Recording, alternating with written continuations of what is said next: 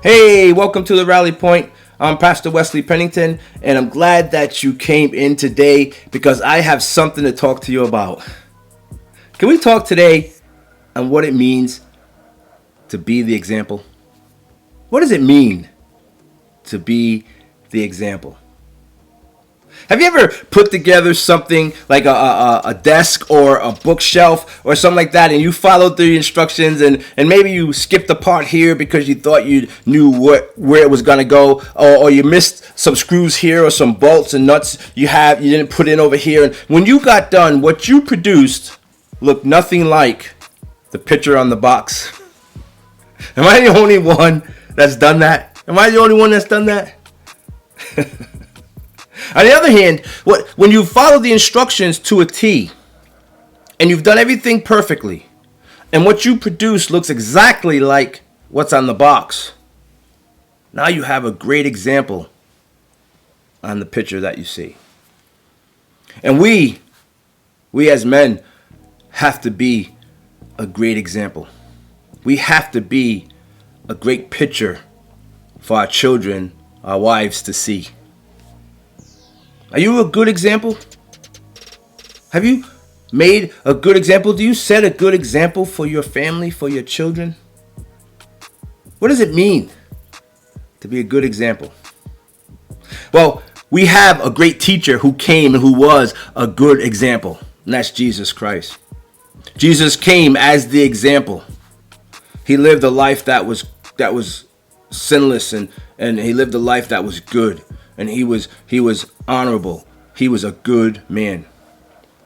He was the example. And now we have something that we can see to strive for, to be like. Now he's the ultimate example. And he calls us to be the example in our families so that our children, our family members can have something to strive for, to see, to be like. You see, they're going to have a choice that they're going to have to make. Because while they're out there in the streets, they're going to see the drug dealers, they're going to see the gangsters, and they're going to look at their example, and they're going to judge their example based on the example that you set. And are you setting something that's good that they're going to choose to say, you know what, I want to be like this, and not like that? What kind of example are you setting? Can I talk to you today about two reasons why you need to set a good example?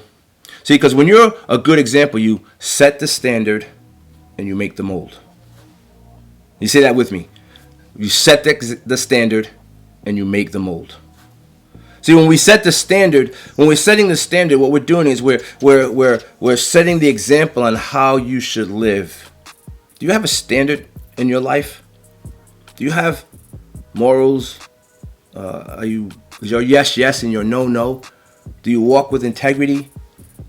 How is your life as you are walking out your life? How does that look? That's setting the standard. See, when I was in the Army, we had to do a certain amount of push-ups, a certain amount of sit-ups. We had to run the mile and a half or 2 miles in a certain amount of time. And when they would do that, because based on your ability to meet the minimal standards would be based on your ability to actually get through boot camp and be successful. See, when we set good standards, when we set a good way of living life, we set our children up to be successful in life. Just like Jesus came, he came and set a good standard for us so that we can then walk like him and we could be successful. We could be like him. We set the standard. Are you setting the standard? Our children are watching us. Your daughters are going to marry future husbands based on the standards that you set. So if you have no standard, then they're going to marry men without standards. Our sons are going to treat their families, treat their children based on the standards that you set. Now, if you have no standards, then your children are going to not have, your sons aren't going to have any standards when the way they treat their wives and the way they treat their children. We have to set the standard.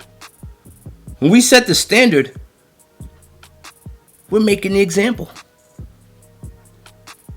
Are you setting the standard? Do you live a life that's worthy? Do you live a life that's honoring God?